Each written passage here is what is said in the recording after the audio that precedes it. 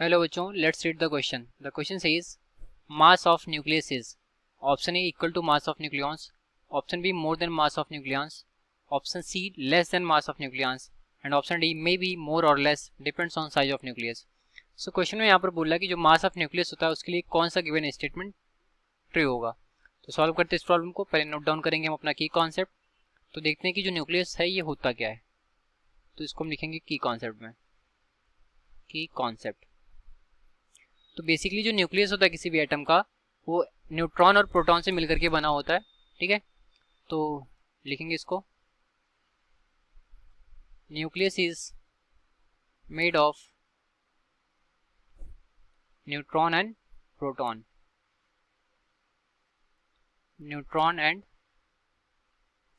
Proton. Neutron neutral particles होते हैं जिन पर कोई चार्ज नहीं होता है, और प्रोटॉन हमारे पॉजिटिव चार्ज के साथ होने वाले पार्टिकल्स होते हैं. तो ये होता है हमारा न्यूक्लियस जिसमें कि हमारे पूरे एटम का most of the mass consistent करता है.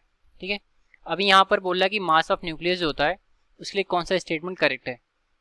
तो जो मास ऑफ न्यूक्लियस होता है बेसिकली मास ऑफ न्यूक्लियस जो हमारा आता है वो उसके कंस्टिट्यूएंट पार्टिकल से कम आता है. ठीक है, तो यहाँ पर लिखते हैं मास ऑफ न्यूक्लियस. जब मास ऑफ न्यूक्लियस की बात हो रही है इसका मतलब न्यूट्रॉन और प्रोटॉन को कंबाइन करके हम जो मास मेजर कर रहे हैं वो मास ऑफ न्यूक्लियस हो गया. तो उसकी वैल्यू जो होती है उसके न्यूक्लियॉन से मतलब न्यूट्रॉन और प्रोटॉन की इंडिविजुअल मास से कम आती है. ठीक, तो मास of nucleus is less than mass of its constituent. ठीक है, कॉन्स्टिट्यूएंट का मतलब हो गया mass of proton and mass of neutron. ठीक है, अभी जो मास में डिफरेंस हमें दिखाई पड़ता है इसको मास डिफेक्ट के नाम से जानते हैं. तो the difference between mass of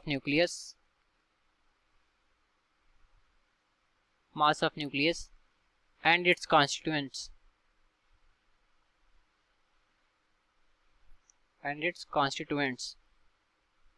is known as mass defect.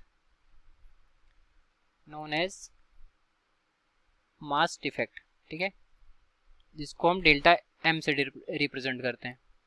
तो इसके अकॉर्डिंग अगर हम देखें तो जो मास ऑफ न्यूक्लियस है वो less than mass of its constituent हो गया. तो अब देखते हैं अपने स्टेटमेंट पर आते हैं और अपने ऑप्शंस पे आते हैं.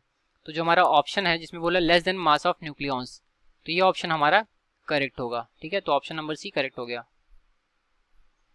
Hence option C is correct. तो ये रहा हमारे इस क्वेश्चन का correct solution. I hope you understood it well. Thank you.